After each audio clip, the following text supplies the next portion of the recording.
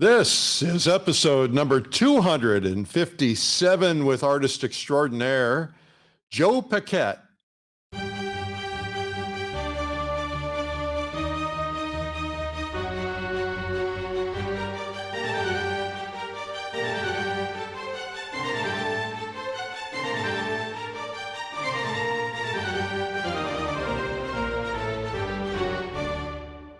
This is the Plein Air Podcast with Rhoads, publisher and founder of Plein Air Magazine.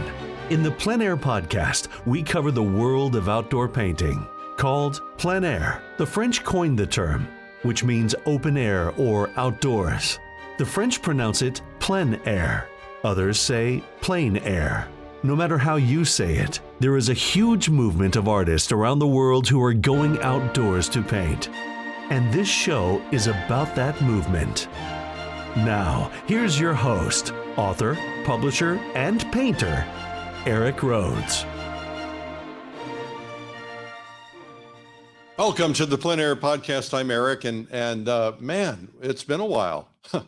You know, you're supposed to do these things on a pretty regular basis and consistently, and normally we do. But, things are starting to open up in terms of our ability to travel and so on. Obviously, they've been open for a while, but things are getting busy again. I took a group of 35 people to Japan to do plein air painting, and that took a couple of weeks. And there's been, just a lot of things that have kind of gotten in the way. So I had guest hosts on my daily YouTube show, Art School Live, and I just have not been able to get this done. So my apologies. But I'm making it up to you because today we have an extraordinary artist and one of the artists who I think is perhaps one of the deepest thinkers when it comes to the process of art and the purpose of art. And I think you're going to enjoy it tonight. Just hang in there. We're going to have Joe Paquet with us.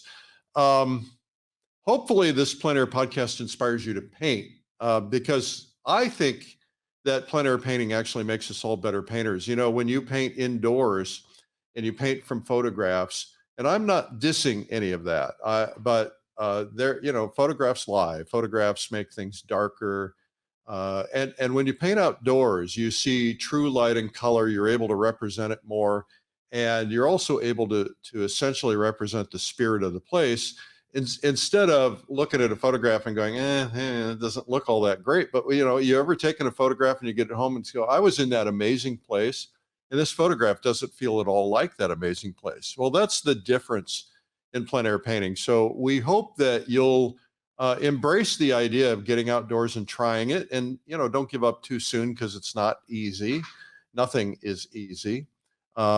But it's really worthwhile. So anyway, that's what this is about is, learning to paint on location, expressing yourself differently, being able to represent light, color, form, and emotion differently. Also, there's a huge movement of people going outdoors to paint.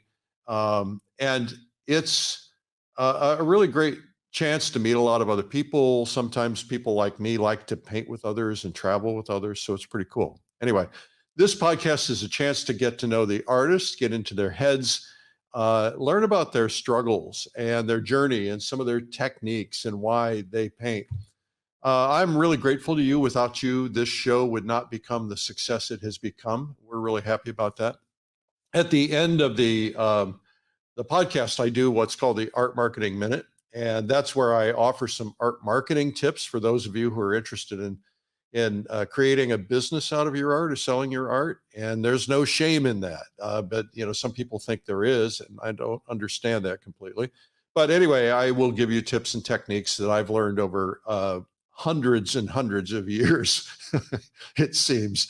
Man, it just goes on and on. Okay, so anyway, I just want to mention a couple things before we get started. First off, we're right around the corner from the Plein Air Convention. It's a phenomenon. It is just so incredible. I mean, I was thinking the other day, I was thinking about last year in Denver. I was standing outside. We were in this canyon. I could see kind of almost everybody. And everywhere I looked, as far as I could see in every direction, there were painters lined up painting the scenery in this park. or in this canyon. And I just thought, how did this happen? How did we get this entire family of painters together? It's just such an inspirational feeling to know that you're part of history. Jean Stern, the great art historian, said to me, he said, after going to the first Plein Air Convention, he said, this will be written about in the history books because this is a phenomenon. Nothing like this has ever occurred in history, where you had that many painters together in one particular place. And he also said something else that was really interesting. He said, mark my words, 10 years from now, some of the people who are in this audience observing, who maybe are just learning to paint, said some of those people will be on the stage teaching people to paint. And that has absolutely come true. It's really interesting to see how things ebb and flow, and how people, you watch their careers and then they blossom, and then we invite them onto the stage. And so we have, I think 76 or 78 instructors. We have 5 stages. We have people who are out there. We teach in the mornings and sometimes early afternoons, and then we all go and we paint together in 4 different days, 4 different locations, including this year, the Biltmore Estate and the Great Smoky Mountain National Park. And it's such a phenomenon to see all these people painting together. So anyway, you should go. I don't want to should on you, but it is really a phenomenon. And you don't really have to be in a special place. You don't have to be accomplished. You don't even have to paint if you don't want to. But you're safe there. This is a safe environment because we've all been there. We've all been embarrassed to paint in front of other people, or we've all been concerned about what they're going to think about us. Nobody cares. I mean, they care about you, but they don't care about what you're going through on that, because that's just part of what we all go through. So anyway, we do have a few seats left, but I think like less than 20. So, I mean, this I think is going to be the biggest plein air convention we've ever done.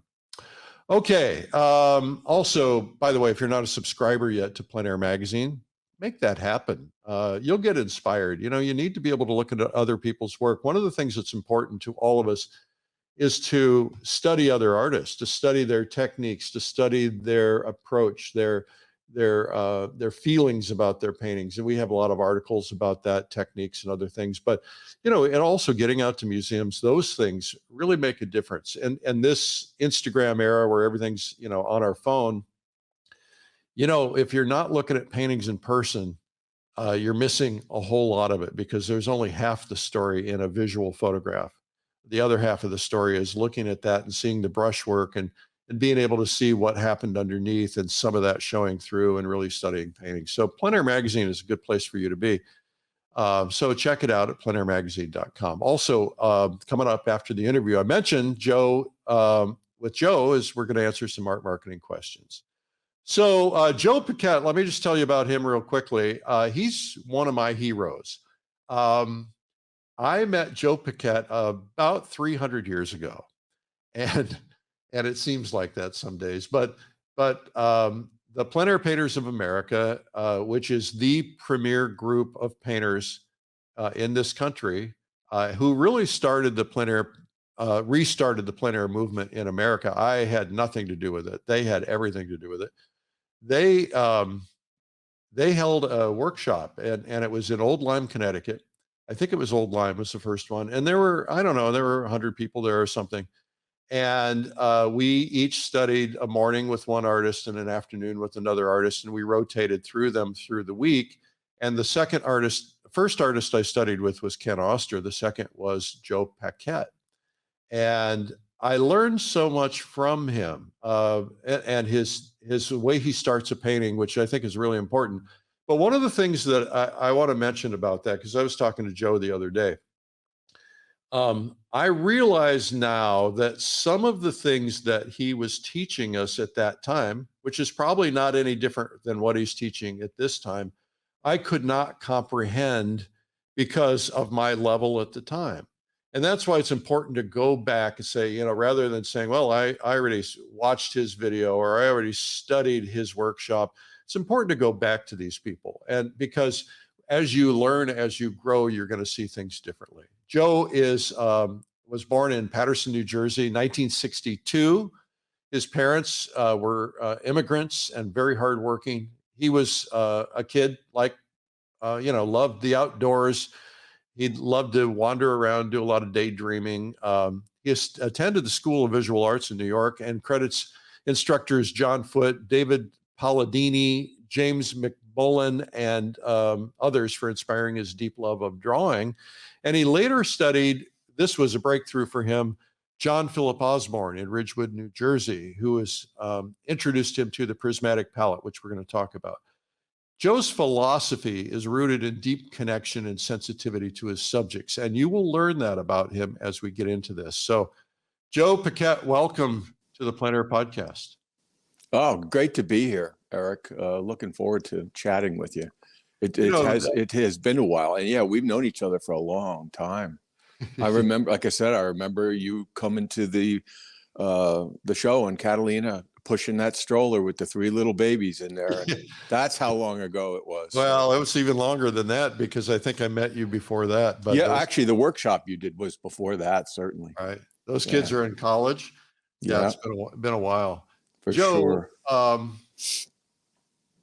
We have so much to talk about today. We've had you on the podcast in the past, and we're going to try not to repeat things that were said in the past, which is always difficult. But I'm just really curious about this. Why do you do what you do? Part of this is going to sound precious, but it's not. When I used to hear people say, I don't have any other choice, I thought it was precious. I thought they were being a bit full of themselves.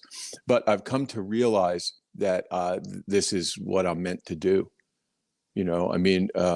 I think about things in pictures, right? So, and in the authenticity talk that I gave for you guys a couple of times at the event, one of the things I talk about is a tightening spiral.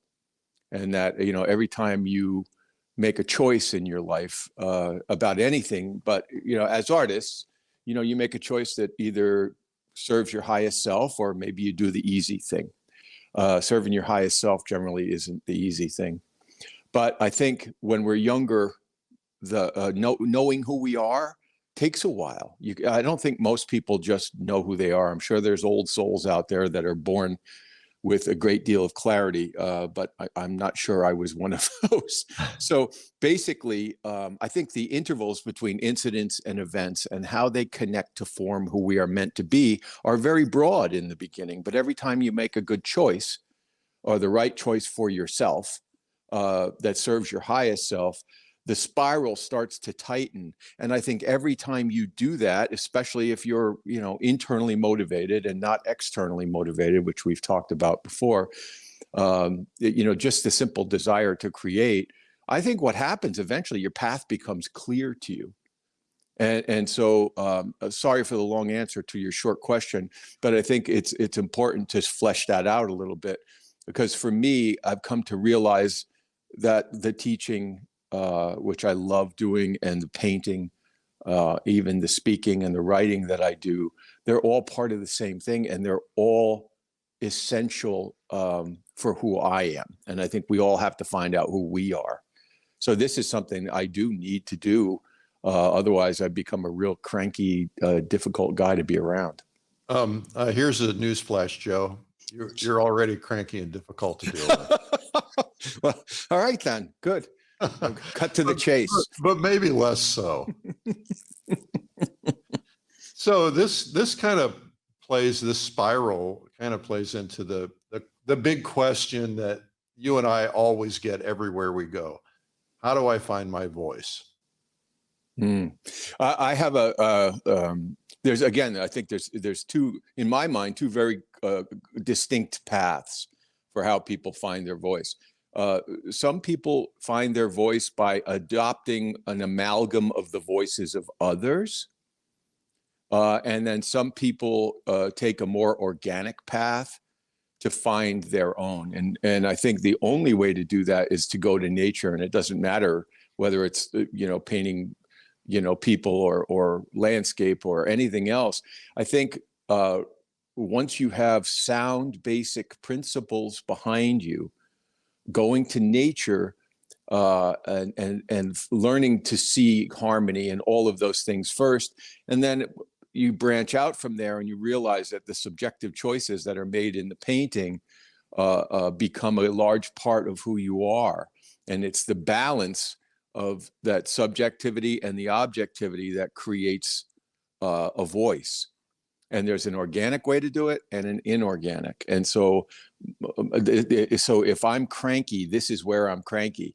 I think it's a mistake to adopt the mannerisms of other people, and then it gets you a quicker result. But you're always, to quote Ralph Waldo Emerson, you're always a poor shadow of an individual or an institution. And so, and the other part is the joy of the search, which, a lot of people are just in a hurry. And I understand that. I mean, most of my students are older and they say, I don't have time. And I don't buy that as a rationale or an excuse. Well, because it's a choice. Time is a choice. Yeah. And I think the organic path is always so much richer, but it takes more time. It takes deeper introspection. And being alone with your struggles. And sometimes when people are alone with their struggles, they get online and they go, how did this person solve this problem? How did that person solve that problem? And there's nothing wrong with some of that.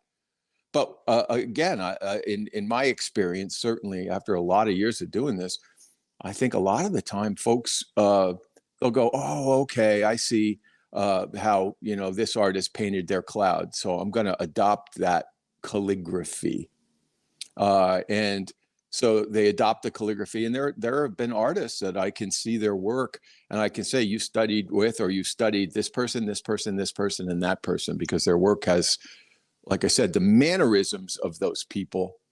But this is where I'm, I don't know if it would be termed old school, but I'm a principle. Everything's principles with me. That's what I teach, nuts and bolts. There's nothing sexy about nuts and bolts. And I don't think there's a shortcut. I don't think there's any shortcut to that organic path. But man, is it rich. And I've had students into their 80s who did amazing work and amazed themselves, more importantly, because it's about their path, So I just think that, we all choose. And then we all have to look in the mirror and say, this is what I chose. And some people if they're in a big hurry, they're going to do the easier thing. And in the end, their work will never truly be their own. It will be like if you look at somebody else's work and it reminds you strongly of someone else, that's the sign right there. Of course, we're all influenced. I was influenced by my teacher, John Osborne. I was influenced by Levitan, by Corot, but I'm not trying to paint like them. What I'm trying to do is adopt the sound principles by which they heightened the visual experience in a painting. Yeah. Well, we have seen people who, they'll go to a workshop and they will adopt the style. There's one particular painter I have in mind. I don't mention names in cases like this, but this particular person, the style leaps out and you go, oh, I know that painter. And so many people have loved that style and adopted it that it actually started hurting the work of the person who taught it. I remember there was a particular gallery that had, they called me one time, we were talking about something and they said, by the way, this particular painter, when we get one of his or her paintings in the door, they instantly sell. We don't even hang them on the wall, and that we get premium pricing for them. And then one day I was down at the gallery judging a show and they had one of his paintings there. And I said, hey, I thought they sold instantly. They said, not anymore. He's trained so many people to do exactly what he does. Untrained people, collectors who don't know the difference between the master and the copier are buying the lesser expensive Of course. and so they said it's really making it hard for us to sell. So I think that as an instructor, that's also an important thing is, don't be me. You've got to figure out how to be you. I work with mentoring students all over the globe at this point. And I can tell you that I'm working with people whose work is stylistically polar opposite of what I do. And it's been very healthy for me to try or endeavor to respect their choice making, and yet be constructive still in terms of going back to those basics: unity, variety, harmony, how the eye travels through the image. So it doesn't matter what type of image it is. I mean, so many of those precepts, they're just sound, so it doesn't really matter.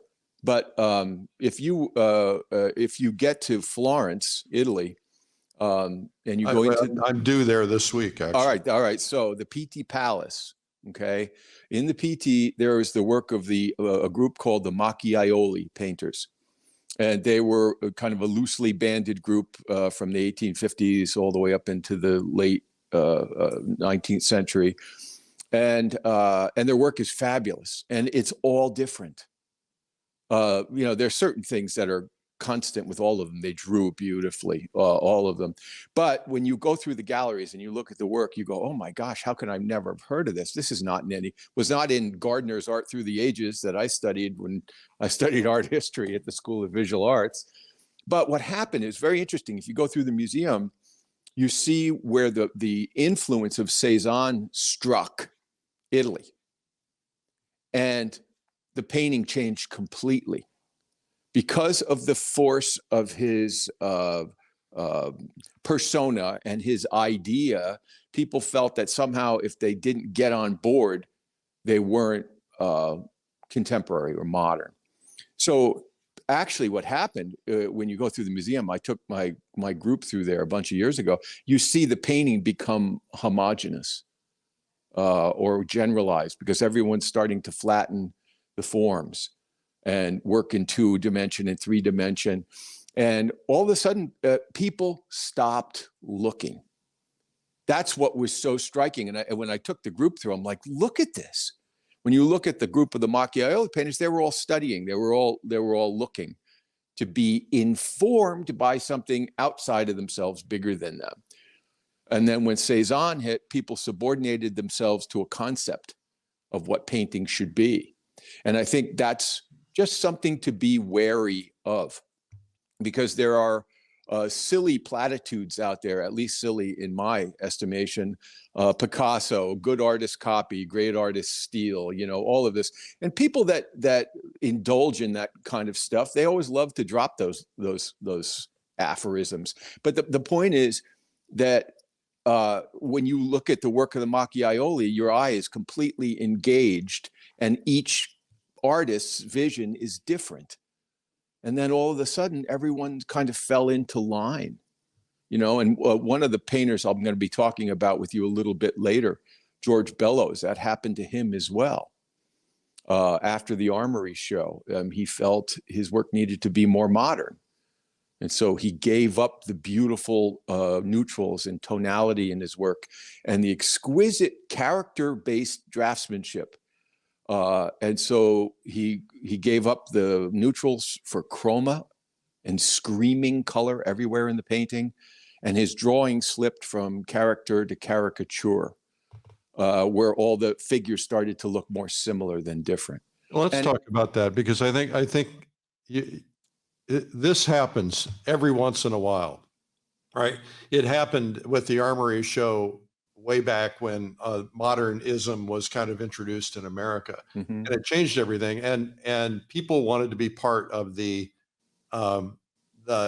it group, the hip group, whatever. Yeah, the next wave. At the time, and it was very popular. But there are artists still living, like Burton Silverman, for instance, who really struggled for probably 30 years of trying to keep alive what he knew was beauty in his mind, and the idea of form and light, and not getting sucked into the whole modern movement. And he was, you know, in the 50s and 60s. I mean, he was right there, being pressured into it and resisted the pressure. But so many people didn't resist the pressure. You said something controversial at the very beginning, and I want you to address it. And that is, you said something about, if an artist understands the principles. And one of the differences between a modern artist then and a modern artist today, and we're going to get hate mail about this, and I'm not trying to diss anybody, but a modern artist in the early stages, they were classically trained. They knew these principles. They may have abandoned them, but at least they knew them. They had a foundation. Today, if you go into most colleges, you know, they're still saying, well, just go express yourself. Doesn't matter what you do. Doesn't matter how you do it. So talk to me about why you think foundations are so important. Well, I think, look, I remember hearing an interview with Pat Metheny years ago, the musician, and he talked about the importance of tradition in any art form, and the profound nature of that foundation. You know, what people do with it, they do with it, you know. And so you know, I've got some very good friends who are non-representational painters, and I respect their work greatly. But in every case, the artists that appeal to me that are non-representational have certain formal aspects. Their work is imbued with certain formal aspects in terms of harmony or elegant design. You know, there's a consciousness combined with the unself-consciousness in the work. And whenever you have a proximity of opposites, that's where the greatest excitement exists, right? So anything that's overly thought out, I find frankly pretty boring, you know, and anything that is just randomly thrown out there isn't always boring, but it's haphazard. You know, years ago, I was teaching a workshop in Manhattan, way back 2005, I think it was. And I took the group to the Metropolitan Museum of Art, and I was talking about form and energy. People talk about energy and work and passion and all that kind of stuff, which of course we all love, and abandon, right? I think that's the great appeal to a lot of non-representational painting, is letting go. We all want to be able to let go. But I was talking about form in this instance, and the importance of understanding volumetric form when you paint. So the form rolls this way and it rolls this way. Mm-hmm. And I turned the corner, and it was like this great gift. This object lesson was right in front of me. There was one of the best mid-career paintings by George Innes called Autumn Oaks. And next to it was a vertical Thomas Moran waterfall painting. And there was the lesson. You know, if you looked at the Moran, all of the rocks, the outside shape of the rocks were perfectly drawn, but there was very little internal form understanding. And it was very rigid and it was very stiff. And next to it was this fiery Innes, you know, and he was a fiery personality. But those oak trees were like basketballs that you could put your arms around. His sense of volumetric form, and so he was hitting on all cylinders. He was delivering on all the basic principles, and yet it was imbued or driven by this passion or this fire. Anyway, we're standing back looking at the paintings. I said, "Who would you rather go to a party with?" I mean, come on.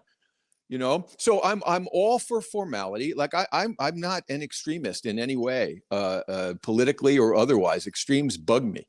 I mean, there are benefits. There are things to be learned if you listen. And so the modernism, when it swept through the last 100 and some years, it was a necessary evolution of painting.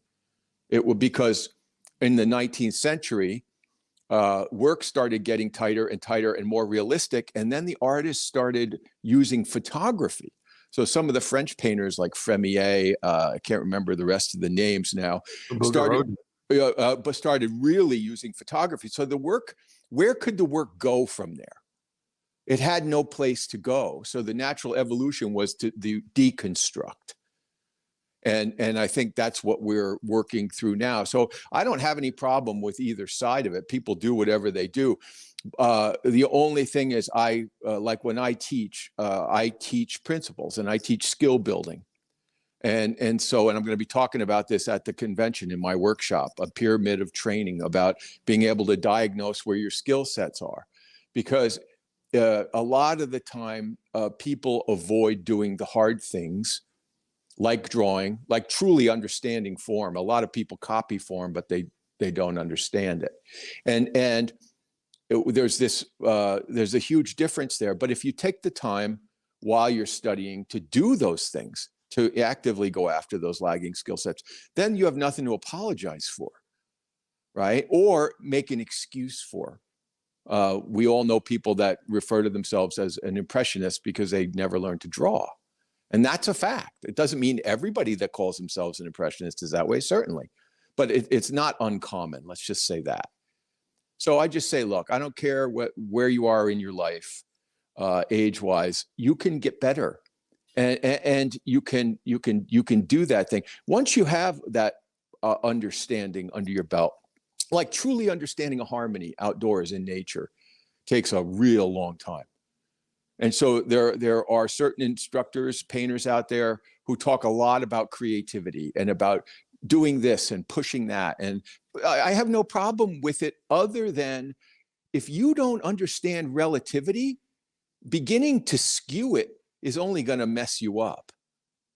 So I don't, when I'm outside teaching a workshop, people go, well, so-and-so told me if I don't like where that group of trees is, I should just move it. And I said, well, you're not with so-and-so right now, and I'm not that person. Learn to paint the relativity that exists in front of you. The deeper you go, the more exquisitely you understand that. Certainly, when you're in the studio, if you want to play God, go ahead. Move stuff around all you want, but not without relativity. So there's a lot of talk out there about design and about pushing this and being creative and blah, blah, blah. Nothing wrong with the concept of it, but the truth is, overt design, there are certain painters that are really overt designers. High horizon, low horizon, big angled cloud, blah, blah, blah. And you see a painting, you go, oh, that's really cool. But all of a sudden you see a whole bunch of them and you realize it's a thing. And when I see a painting that's designed overtly, I'm never bowled over first by the design. I'm always first moved by the harmony. If there's a truthful harmony in the work, it doesn't matter what the design is. I'm in. And I think most of us are. I think it's something in our animal brain. So how do you get there? Oh, well, that takes a lot. That's practice. And that's it's not just practice. Well, no, it's practice doesn't make perfect practice. Right. And which is what I believe in. And so that's why, the start of a picture is so important, because every harmony is specific. And so a lot of artists get recognized for doing a thing. We know that, and they market that thing and it works for them. And I'm not judging it. I just think it is what it is. And they end up being a creative cul-de-sac. You got no place to go. And I think if you stay humble to the grandness that exists out there in the world, and you step outside of your ego long enough to let it in, it rewards you immeasurably forever. That never ends. So it's about, to answer your question, it's about changing how you study. That's how you get there. You change how you look at the world. Give me a process. Give me something that I can. You learn to frame an effect, first of all, which is what I'm going to be doing for you at the convention. Learning how to do an underpainting to freeze a specific effect. And the more profound, the deeper the understanding that's in that underpainting, the more you can find the particular within the universal. In other words, you could paint a little grouping of bushes and trees that make people go, oh my God, that's really beautiful, because you're paying attention on a deeper level. And so a lot of people want the answer. They want to come away and they want to have a painting. And what I always try in the workshops is to say, guys, don't try to make paintings here. Study, get better at study. The thing is, the more pure your study, the more organic your path.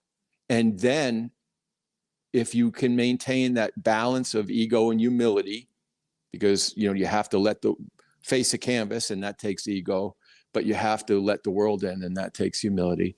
If you can do that, you can get better for the rest of your life, theoretically. And it doesn't matter what, like I said, what age you are or anything else. None of that matters. It's changing how you look at what's in front of you. Instead of looking for the answer or an answer. How do I paint clouds? How do I paint trees? Blah, blah, blah. That's why I would never do a video on any of that stuff. Because I would always say, which cloud, which tree? How about you work on your drawing, you work on your understanding of value and color relativity, and then take everything in a case-by-case basis. Then the world opens up to you. Like I said, every day is different. And it's profoundly different, not a little different. So to answer your question, how do you get there? You get there by changing your attitude. You get there by changing how you study. How do you start a painting? Walk me through finding the spot, deciding where you're going to paint, thinking about it. What's your process before you ever put a brush to the canvas? Well, you know what? That's a good question. I think in the article I talk about that, the Bob Barr article that just came out. Oh, I should mention that, by the way. Yeah. Joe is on the cover of the Plein Air magazine with this painting, the one that's actually behind him, and it's a huge painting. It's big. Congratulations on that, by the way. Thank you. Thank you. Thanks for the opportunity. It was during COVID where I just decided, you know what? I can do this. I can get by. It was tough because I had to give up my classes and my workshops, which I have enjoyed doing. But I thought, while I have this time, maybe I should push myself and see what I'm capable of. So I did really large paintings from nature. And I started drawing more. And instead of just drawing with the brush, which was the way I was trained, I started drawing with charcoal. And because I taught figure drawing years ago, gesture figure, it's all about rhythm and movement and hierarchy. And just in line, I would decide if I loved this composition and the flow of the forms within it. And so if you can start on a really base level, and the composition workshop I'm teaching in a couple of weeks, it's exactly what I'm talking about. In line only, you deal with balance, unity, variety, and interest, and contrast. And in the beginning, to get people warmed up, I have them diagram master paintings and great illustrations in line. And then what you begin to realize is how these artists broke up that space, how they led the eye, and all of that long before color and value ever even enters the stage. And so on these, so I would go out with a sketchbook and I'd walk and I'd walk and I'd walk. When I saw something, I always get this little vibration right here. It's like, oh, there's something there. Now, it's not always fleshed out, but I can feel it, right? I feel that thing. And so I'll take out my sketchbook and I will do some little thumbnails, some of which I'll show at the convention. And they're not fabulous drawings. What I'm doing is I'm feeling out the flow and how the shapes move in and out of each other and how I break up that rectangle. And the other part that I think about, which I think is really important, is instead of designing just within the rectangle, to me, the greatest paintings feel like a well-ordered piece of something larger. In other words, the painting has an implied life beyond the frame. So I'm thinking outside of that border, but that fragment is well-ordered and it's elegant and it has a movement and rhythm. And in that linear aspect, when I'm drawing, I'm always thinking about connection and movement and hierarchy. And then through that, there's the chance, if I can hold on to that concept through my underpainting and my darks, and they all follow that, there's a chance for the painting to be active instead of static. If the foundation, and like I said, this is the stuff I'm going to flesh out in the workshop. And then once I do that, then I'm thinking about what's my shadow pattern and how do I freeze that in place. And so some of these large paintings, like the one behind me, I mean, there's probably 5 days, 5 mornings outside on that. And then I don't try to finish it outside. For me, that's ego. Whenever I get my ego involved in the painting, I ruin a painting. Whenever I start to think I'm going to paint a Paquet, I ruin a painting. So what I do is I bring the painting in, and if I have the right size frame, I pop it in a frame and I sit in a chair. Honestly, I might stare at it for a day or two, and that might sound excessive, but I have learned that every time I have tried to bulldoze my way through a painting, I've ruined it. So I go, oh, let the painting talk to me. And then I stare at it. And years ago, the big lesson happened years ago when I painted a painting called A Gentle Indifference. And it was a forest interior. And I hadn't painted one in 20 years. And it was on Madeline Island on a gray day in this birchwood forest. And anyway, it was a gray day, but light filtering down, very delicate. The tones were really beautiful. And I remember doing the block in and being so amped up, you know.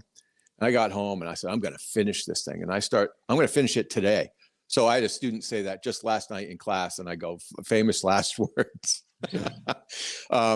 So I tried to, and then I realized, oh my God, I'm being ham-handed. And I'm not honoring that last 5% of the painting, which sometimes takes twice as long as that first 95%. And then I start looking at all the trees in those woods, and I go, where do I need lost edges? Where do these things need to transition? Where does color need to transition into color, or value transition into value? And I spent a week doing that 5% of that painting, and that completely changed my life. So that's why I never try to finish a large painting outside, because the subjective choice making, which I said we'll talk about a little more with some of the greats in a little bit, it becomes really important. So there's objective understanding, which requires that humility of study and understanding of harmony and relational value and color and transition. But there's also the subjective choices which distill your vision, right? Where do you suppress information? Where do you amplify information? Where do you suppress color for the sake of other things in the painting? Where do you enhance color? Because to me, there's a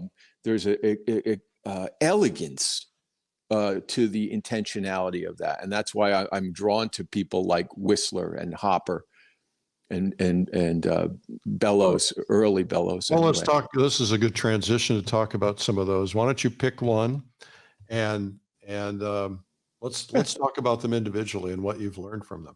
Sure. Let's see. I'm trying to think of the first one we talk about. Let's talk about Hopper first. All right. You guys have that image, okay? Sure. So that's Nighthawks by Hopper.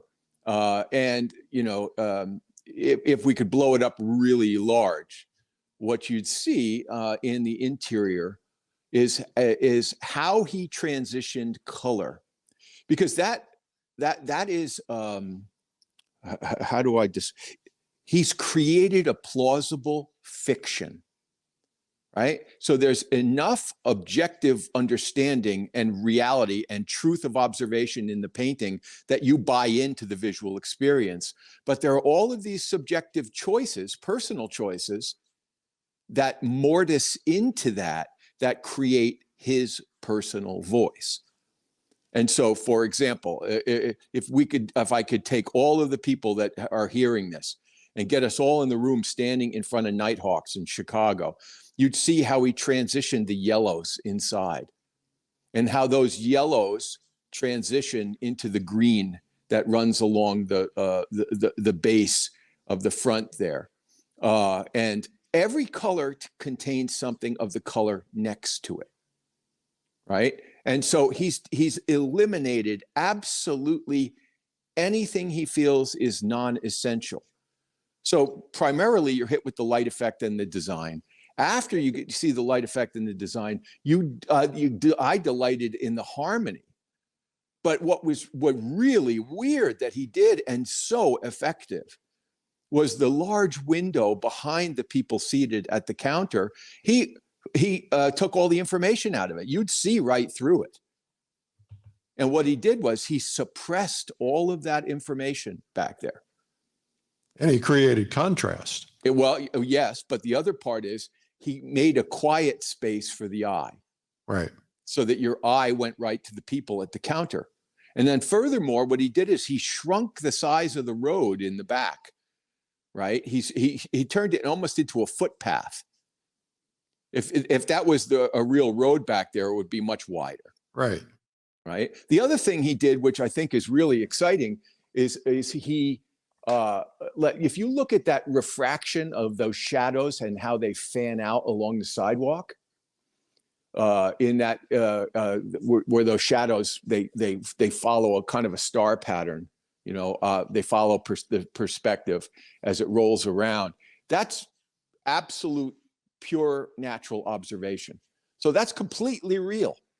And it's so beautifully done and so well observed and yet so unobtrusive that he gets away with doing these other kind of wild things, like taking all the information out of the window in the back, and you completely buy this.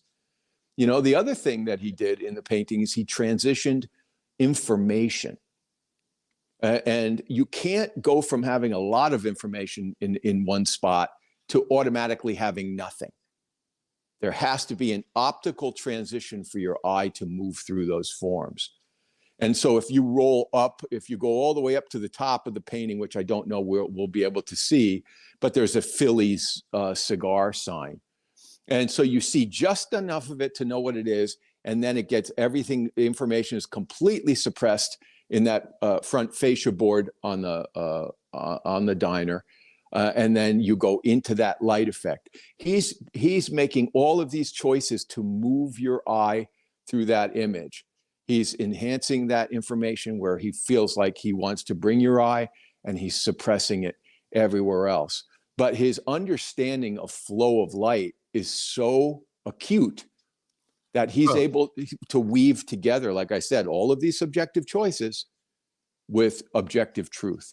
Well, that spot of light in the building behind it, it's a very intense spot of light at the edge of the window. That's an arrow. It points you up. It brings you into the sign. It brings you into the sign and the building up on top. And then the other arrow kind of brings you into the room. The shape of the edge of the window kind of acts as an arrow.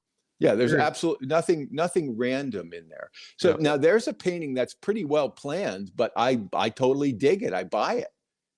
You know, I always think of, when I look at this, I think of Wes Anderson, the director. Right. And one of my favorite movies of his is Moonrise Kingdom. And in that movie, because some of his movies are such fantasy and they're delightful. He picks a color palette and all that kind of stuff. And it's really fun, but your mind is saying it's a fantasy. But in Moonrise Kingdom, he creates this plausible fiction. Like you'll actually get lost in the story. Like he's combined enough truth with enough subjectivity that it creates its own truth. And to me, that's very exciting. And to me, those are the greatest paintings. For me, they are. You're not pure subjectivity and not pure objectivity. When I see people painting photographically with a tiny brush, I can respect the skill involved, but I'm bored to tears. Yeah. You know, I want to have an area that surprises me, right? An area where somebody took a risk and made a mark, because if you get up close on my paintings, you'll see there's some violence in those paintings too, right? It's not all control. It's that you got to let go a little bit. It's like when you're a child and you're running down a hill, which most of us have done, where you're running so fast and you believe you're going to catch yourself, but you're giving over to the hill. And so to me, that's what a good painting is. years ago, I was out sledding, took my son, he was a little guy, with a dear friend, neighbor, and who's very put together and very, very put together. I mean, there's no self-respecting weed would ever show itself in his yard kind of thing. And we go sledding, and I have some crappy little plastic dish for my son. And he has this beautiful big, pontoon type thing with handles on it. And anyway, I watch him try to go down the hill, and he keeps wiping out. I'm like, I said, what's the matter? He's like, oh, this damn thing. He wasn't able to give over to the hill. He was trying to control that. So to me, a painting is an analogy similar, that like I have to give over to the painting a little bit. So I'll make marks, particularly in my lay-in, that are free and felt, hopefully, that come from here and not just from here or here. So that felt mark can combine with a more intellectual mark, and that they play off of each other, So let's talk about a couple other artists, because that was very valuable, talking about the one. So the next one is Bellows. Bellows. All right. George Bellows. Which one is it? There we go. Lone Tenement. One of my top 10 great American paintings. Now, purportedly, Bellows, according to his roommate, Eugene Spiker, said that he would just walk for hours with a little sketchbook, and he would study something, and then he would come back to the studio and he would do these fairly large paintings, largely from sketchbook and imagination. I don't know how true that is, but this painting is a perfect example of exactly what I was just talking about. It's a plausible fiction, okay? But what he's done in this is brilliant and so hard to do, because he's painting essentially last light, hitting this tenement under the bridge. And what's happening is most of the sky, if you think about the sun being very low in the sky, we've got this dome of the sky, right? And so the wedge of light is tiny compared to the rest of the dome of the sky. So most of the sky is reflecting back into the shadow in this painting. And so if you look, the shadow is keyed up, or it's pretty light. Yeah. But that's exactly what happens at that time of day. But he's also making all kinds of little choices in here. If you look at that dirt under the bridge, that dirt connects to the base of the tenement. So the color at the base of the tenement is very similar to the color of the dirt. So your eye transitions right up into it. And the other thing he's doing that is optically absolutely brilliant piece of observation is, as he's going up towards the edge of the shadow, that shadow is getting darker. It's getting darker because he's coming closer to the bridge and there's less reflected light in it, right? And then if darker and warmer.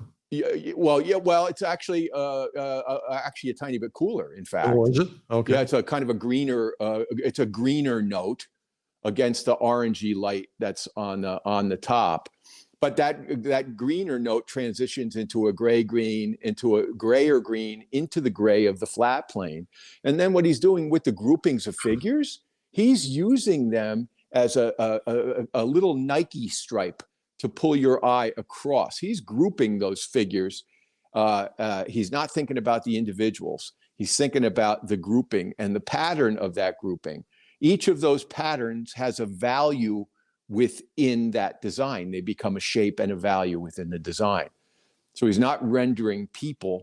He's thinking about those people as groupings, and those groupings as elements in an established hierarchy to distill his vision. It's profound. It's amazing, this painting. And then if you look at the background, he simplified it you couldn't simplify it anymore and still carry it off. Yeah. So what he was tensioning in these paintings, 1907, 1908, after he finished up with Robert Henry, he was like a wunderkind. He was shot out of the cannon kind of like whole, which rarely happens for an artist. But there's an upside and a downside to it in his case. The upside was he achieved extraordinary acclaim very early as a young man. But, he ended up marrying wealthy. His father-in-law bought, he and his wife, brownstone on Fifth Avenue, that kind of wealth. And so he went from painting speakeasies and his barroom fights, Stag Night at Sharky's and all this gritty, edgy, powerful stuff that wasn't popular at the time, to painting polo matches and women in parasols walking in the park, to be more probably palatable to the moneyed set, I suspect. But this stuff, his early stuff, was tensioning, risk, and care. And that balance is what makes those early paintings so exciting. You get up close on them, like I said, there's violently applied paint where he's scrubbing like in a form. And then he has other areas that are much more fully developed. But he transitions the eye from those more raw areas into the more fully developed ones very thoughtfully. So you go from a very broad, simplified area, and then you start to pick up detail and information until he pulls you into his subject, where you kind of have more or less fully realized sense of form. And that is the subjective choice making in this painting is extraordinary. This is nothing like what a photograph would ever give you. Absolutely nothing like it. They're all choices. But again, there's enough truth in that and enough truthful observation that mashup of the two creates an incredible visual excitement in the painting. Let's do one more. I think we have one more. Mm-hmm. Homer. Oh, yeah, Homer. Oh, man. I stood in front of this painting. My buddy John Cosby and I went out for a Plein Air Painters paint out up there in Gloucester. We went a day early just to go to the museum. And man, I stood in front of that painting, which I don't do much these days, for an hour. Usually I look for something specific and I kind of move on. The truth of observation in this painting is overwhelming. And my suspicion, based on everything I've read about him and photos I've seen, is he probably propped up a boat in the yard and had a guy, on a grayish day, and he probably laid all of that in from life. Because if you look at it, it's impeccably drawn, and the harmonics of nature are so clear in that section of the painting. He's designed it beautifully. He's created that zigzag pattern. That's all a choice, right? With the fog bank moving in, and then there's a diagonal path of that large middle wave that that boat is starting to move up on. And then he's got the opposite angle of the flounder. So he's created this beautiful movement. So he's thinking movement throughout this whole thing. That water is not, that's active water. That's not passive water at all. And he's grouped his darks so beautifully too in the boat, that the boat has a power of the silhouette. He's not looking into the guy's, jacket or shoes or anything else. Are they hinted at? Absolutely. But he's thinking again as a designer. He's thinking as in that boat and that figure become an element. The placement of that particular element is of optimum importance, just like a raked Japanese garden that has three stones in it, right? So from a design standpoint, you can keep moving those stones around until you will find an absolute optimum place within that rectangle for those three shapes with that raked gravel. So what he's doing is he's placing that boat, and that figure is pretty much right on the golden section in the painting, So all of that, those are all choices. Then something really cool I saw that I never saw before. Do you notice that kind of odd wave in the front of the boat? Mm-hmm. In the painting, you can't see it in the reproduction, but in the painting, you can see the pentimenti, the strike through of the paint. When he first put that boat in the painting, the stern of the boat is touching the bottom of the canvas. And so here he did this almost perfect painting. And we've all done a painting where you feel really good about it, but there's one thing that's niggling at you, right? And then I started to look closer, and I realized that scruffy wave in the front doesn't actually follow the perspective of the rest of the water at all. But he does it so well. He covered up the front of the boat, is what he did. And he did it violently. So the paint is applied violently.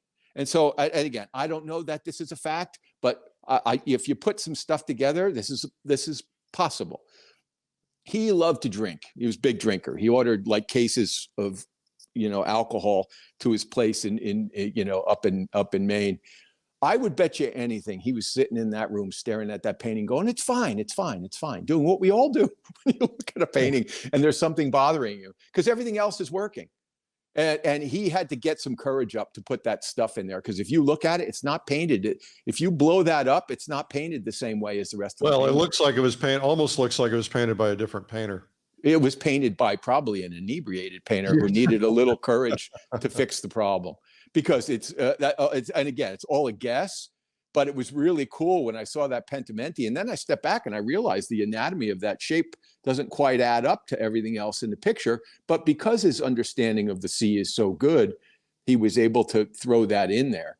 But I thought, wow, that's really cool, to see that. Like I said, everything else, literally, it's so well painted, so perfectly done. But the bottom of that boat touching the edge of the canvas, that was an issue that he had to fix. Awesome. Joe, let me ask you a couple of questions before we roll. Sure. Talk to me about Osborne because he had a huge influence on you. Oh, thank you for asking that question.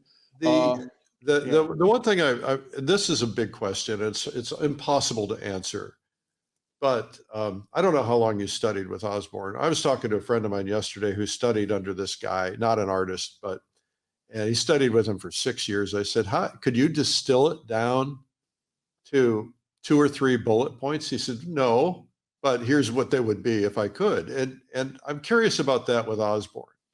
Well, I can tell you this. I studied with him for 4 years, but that wasn't full time. I was already out of art school. I was working in advertising as a designer and an illustrator and a marker comp artist before the computer came in. I was I stumbled across him. I was just looking to keep my figure drawing going, which was my big passion at School of Visual Arts. And I stumbled into this little studio in Midland Park, New Jersey, a few blocks from where I worked, under the, category no accidents, right? I see this guy's work, blows me away. Nobody knows who he is. He's 33 years old. He's still teaching high school art, but he's teaching this prismatic palette, and his paintings had this subtle tonality and delicate, pearly control of color that I'd not seen before. So I started studying with him, taking a Thursday night class, which is why last night I had my Thursday night class. I wouldn't be sitting here talking to you if I didn't go to that class. So I always want to make sure everyone has that opportunity should they want it. And then he had a Sunday morning outdoor class. So I did that for 2 years while I was working full time. And so I took 2 classes a week. He said, you should paint outdoors and indoors so you can understand the principles that govern the prismatic palette, which are involved, and the skill sets that are attendant to those principles. And then outside, you get a chance to practice it. So that seemed plausible to me. And then at the age of 25, I just got a wild hair, and I thought, if I don't ever do this, I'm going to hate myself. So I took a leave of absence from my job.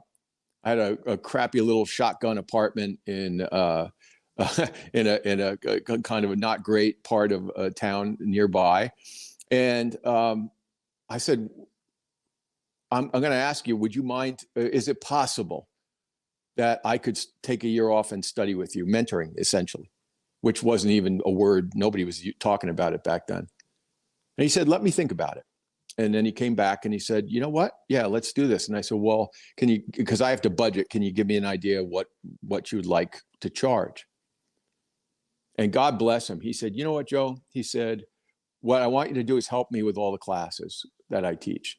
That means set up, break down, help people with their drawing, anything that will help. He said we'll call it even. And during that year, I wasn't with him 7 days a week. I ran a sketch group on Monday nights. I actually taught a drawing class on Tuesday mornings. Then I painted portrait or clothed figure on Wednesday and Thursdays. And then I was either outside or in the studio the rest of the week, 7 days a week for a year. And he was I'm so glad you asked that I can give him the proper thank yous because there's no way I'd be here talking to you if it weren't for the generosity of that man and the patience of him, because I'm sure I was an intense young guy, and I didn't come to concepts easily. I don't learn quickly. It takes a long time for things to settle in with me, and he was so patient, Eric, with me. And by the end of that year, though, I had learned so much, and I advanced a lot. And I only spent one more year with him, and it was just in the night class. He didn't say it was time for you to go, but I could tell that the critiques were starting to become more subjective than principle-based. And I said to him, I didn't say that to him because I love the man. I have great respect for him. All I said was, do you think it's time for me to move on? He said, yes, I do. Yeah. He said, I've given you the basics. So when I went to and moved to Virginia, I left everything I knew, moved to Manassas, Virginia, and I'm down there by myself. And in the beginning, honestly, I had a little bit of, I was a little annoyed. I thought, man, he didn't teach me to finish a painting. And it was only a few months later, after a lot of driving out to the Shenandoah and painting on the weekends when I wasn't working, because I was working full time by then, had my first child, trying to support a family. I realized that the great gift he had given me was to start a painting better. And he used to say all the time, the better the start, the closer it is to being finished. And he's so right. And most people render a painting into existence.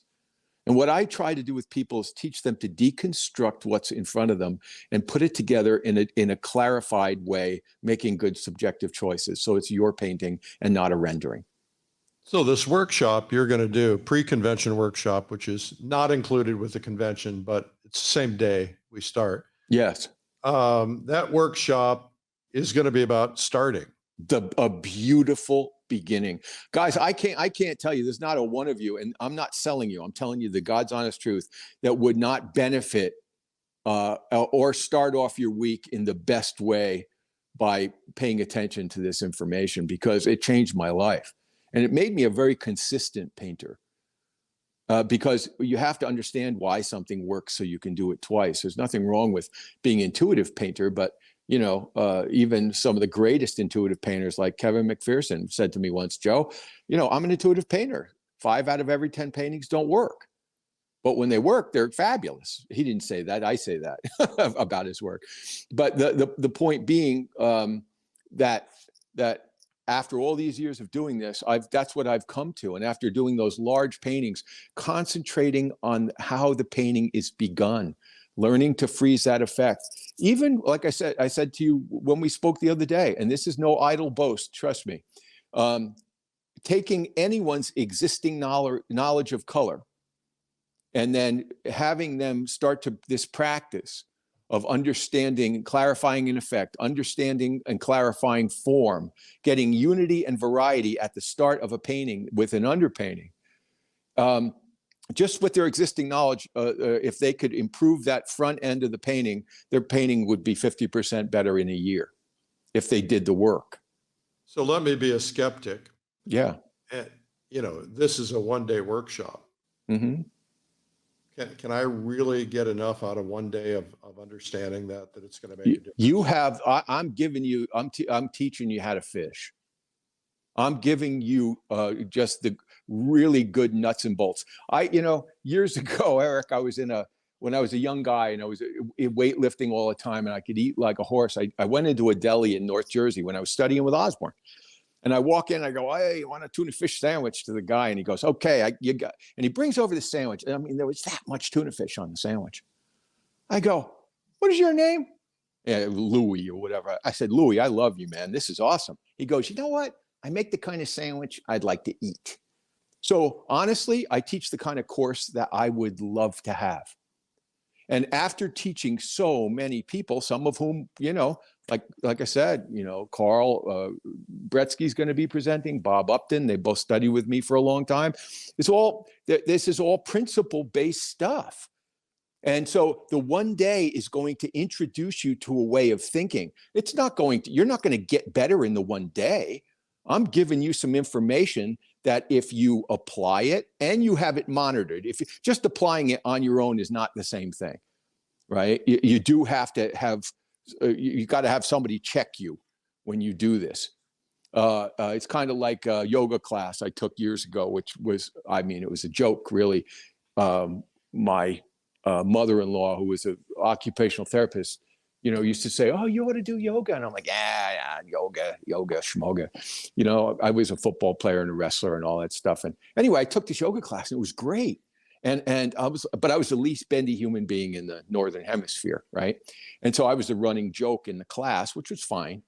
One day, I finally, after about 6 months, I felt like, oh, I'm getting this, right? And I'm in this pose, and I'm sitting up, and and she comes over with her yoga voice. This lady, Joe, she says, "Lift your chin." And I lift my chin and go, "Oh, put your elbows in." She made 3 adjustments to me. I was so far off. Those adjustments were so small, but they made the biggest difference.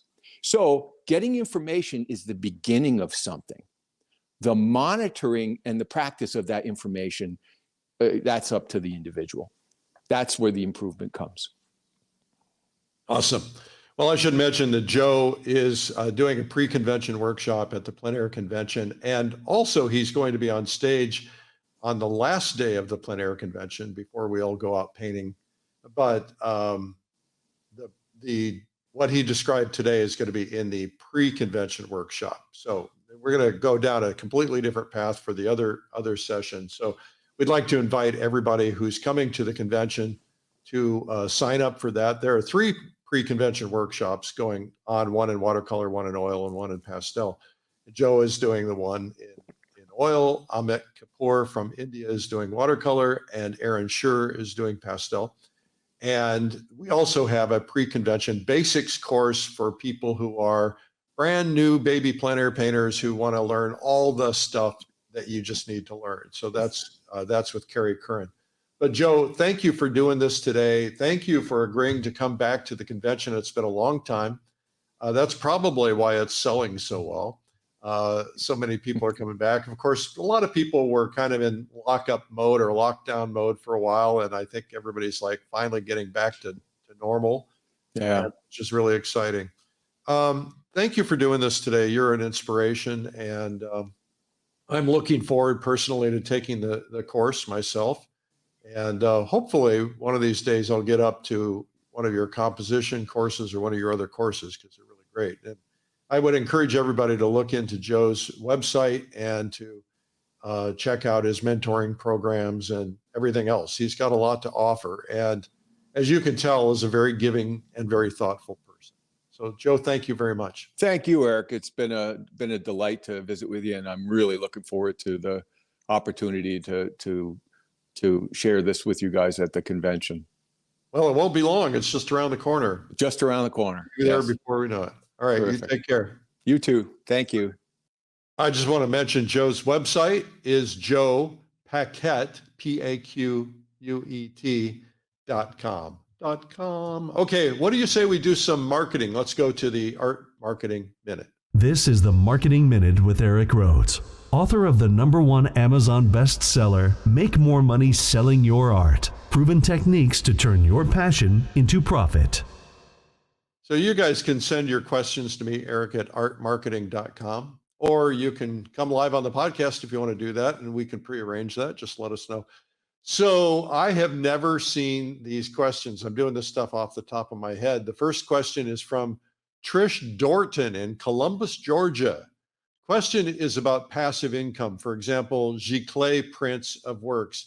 Does that impact your brand and marketability as a fine artist? And can it be done in a way to accentuate your career? Well, I think that, there's really 2 questions in this, maybe more questions in it. The first question is about passive income. Let's talk about that before we talk about prints. I think that every artist needs to look for an opportunity to find passive income. Passive income are things that you can do without, it's essentially leveraging yourself, right?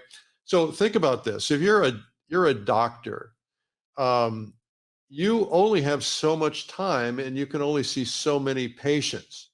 But if you're a doctor who has some other special skill, maybe it's something you can train people in, then you have the opportunity to create passive income. So passive income as an artist um, isn't necessarily teaching, right? So teaching in person is taking up your time, right? So if you're teaching online or you're teaching a in-person workshop or you have a class on a Thursday night or something like that, that's really not passive income. That's income. It's important income, but if it takes your time, then it's not passive. It's active, right? So passive income would be like if you came to Streamline PaintTube, for instance, and you created an art instruction video with us. That's passive income. You invest a few days of your time, a little bit of planning time, and then we sell it, and it continues to sell over years and years and years and years, and you get a check in the mail every month, hopefully for 20 or 30 years. Right. So that's passive income. The same thing would be true for a print market or something else. But of course, what you have to figure out is how do I make it passive? So if you decide you want to go into the print market, which a lot of artists do, then how do you leverage it? Well, in one way, a print is a leverage of an original, right? So I had dinner one time with Thomas Kincaid, and he said to me, "My biggest regret in life is that I sold a lot of my original paintings." And he said, I didn't make prints of all of them because I didn't know how to do it. I don't even have photographs of all of them. But he said, in a world where I can make prints, he said, I keep my originals. I don't sell my originals. They become more valuable, and then I make prints off of them. And so I can potentially make prints off of one painting for decades. And I'm sure, even though he's passed, I'm sure somebody is still doing that. And so, there was, when I first got into this, there was a lot of people who were dissing the idea of doing prints, and because it cheapens the artist. But I know a lot of artists who were very successful doing that, and in a couple of ways. John Stobart, was a dear friend of mine. John was a multimillionaire, and he became a multimillionaire by selling prints. John had full page ads, if you can imagine, running in the New York Times selling prints. Well, he didn't sell a few, he sold tens of thousands of prints. Now, John was leveraging himself because he was on PBS at the time, so some people knew him. He was at the peak of his career. He was very popular and well known. And even if he wasn't, he advertised a beautiful print, and people would buy them. That was what I call direct marketing, right? He ran an ad. It had a place that you could, in that particular case, you could fill out the form on the ad, cut it out, put it in an envelope, and send a check to him, and he would send you the painting in return. Nowadays, of course, you can do that all online. Nobody has to send checks. Everybody can just do it online, and it's easier. There are lots of artists. I've got a friend in Texas who he has a huge print business. He does his own printing, he does his own framing, he makes his own frames, and it's a huge income for him. Now, the way he sells them, though, is that he does these art shows. It's taking his time, so it's active, not passive. But he has art shows where he's selling originals, but you see an original and it's a $2 or $3 or $4 or $5 or $20,000 original. You go, well, maybe that's not for me, but I love it. And so somebody goes, well, here's a print for $50. And, and he knows that his cost to create that print is $16 or whatever. And so he's making good money on it. And if he sells 100 of them at an art show, hey, that's better than not having them. And because sometimes you don't sell an original. So I think it's perfectly fine. I think that you need to talk to the people who support you, meaning if you're in an art gallery, how do they feel about it? Some art galleries don't feel good about prints, and some do. But I would encourage everybody to say, okay, in what ways can I create passive income? What can I do one time and repeat it multiple times where it doesn't require me to be there physically. That's leveraging yourself. That gives you passive income, and I think it can be very valuable. So, what the question then is that Trish said is can it be done in a way that accentuates your career? Well, I don't know what that means. Is it going to build your brand? Um, Probably not. I mean, likely somebody buys a print and they don't even know who did it, and it gets framed and hung on a wall, and they might see your signature. They might know who you are. They might not. Same thing, by the way, is true even with an original. It's sometimes that just happens, and I even have paintings on my walls that I've forgotten who did them, and I shouldn't, but it's just kind of the reality. So I don't know if it accentuates your career. It accentuates your income, and if you have income, then that buys you freedom, right? Freedom buys you a lot of things. So income, I look at income not as do I need that income to be able to pay my bills and to be able to go on trips and travel the world and all that stuff. Yeah, I need that. But I also take a percentage of my income and I use it in other ways, right? So like I might want a percentage of my income going to, in my case, tithing to help other people. Or I might want to say, look, I'm going to take 20% of my income and I'm going to devote that to advertising my giclee prints and setting up a direct marketing thing so that people can click on these ads and see them and buy them. Or I'm going to use a percentage of that income towards advertising to build my brand and to get more collectors familiar with me so that they know who it is they're hanging on the wall. So I hope that helps, Trish. The next question is from a user whose name is PaintPot 7623. I have difficulty following through with any marketing. Welcome to the club. I'm older. I've struggled for over 30 years to chase up money for sales. Should I keep trying? Should I hire myself to hire somebody to market for me, or just concentrate on the art itself? Well, you've touched on a big nerve. So I was watching something on X last night on Twitter, and it was a speech from a woman in Silicon Valley who was talking about growing a business. And one of the things that she said really struck me, and that is that you can't grow without help.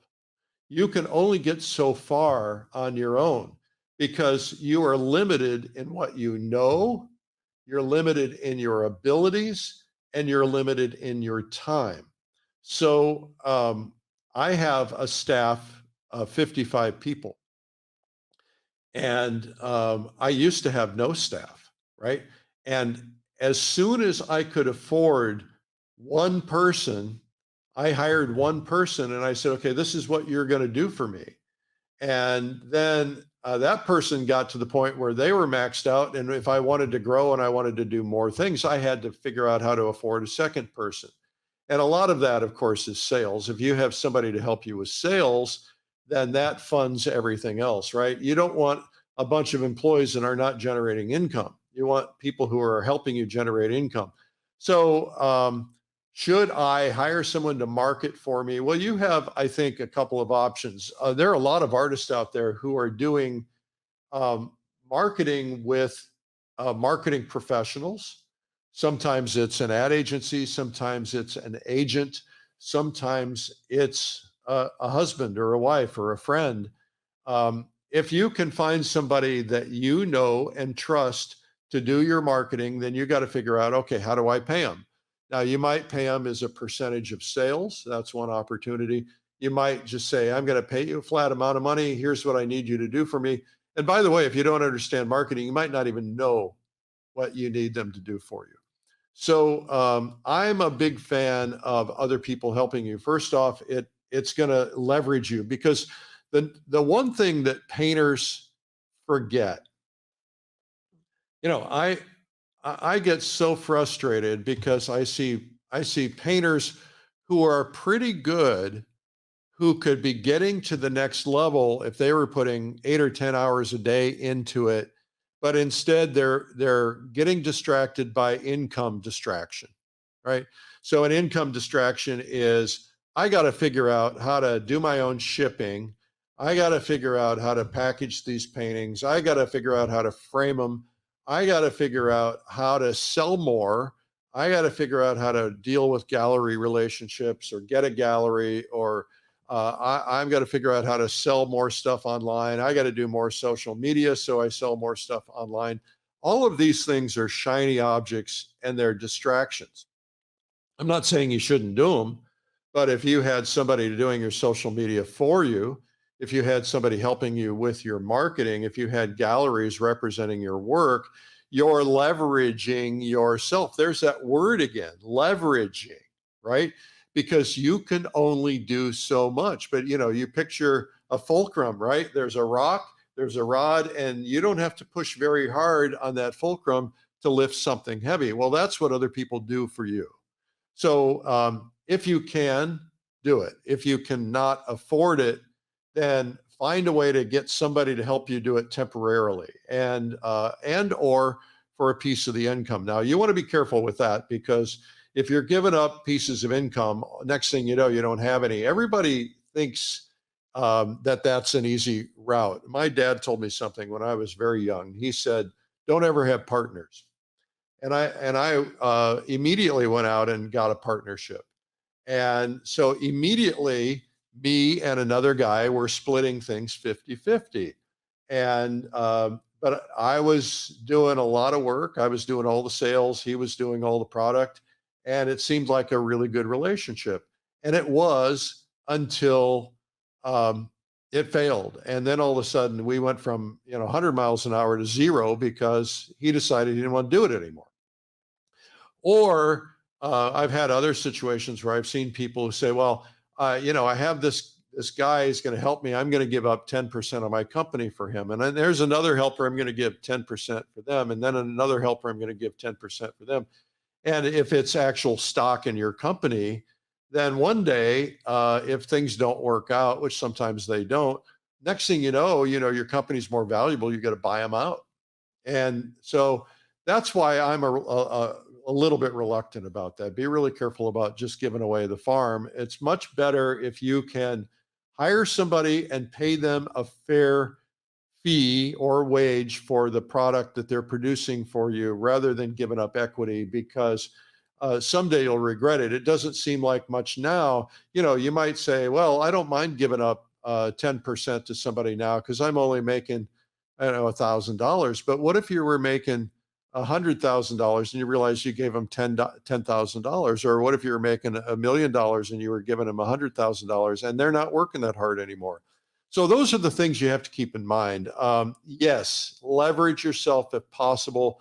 Find a way to get somebody to help you with marketing. A lot of artists, my big frustration, I teach marketing a lot. I've got a website devoted to it, artmarketing.com. I've got a book. I'm going to be teaching at the Plein Air Convention. I'm going to be teaching lunch and learn art marketing sessions. And my big frustration is that artists want to be artists and they don't really want to learn marketing. They know they need to learn marketing.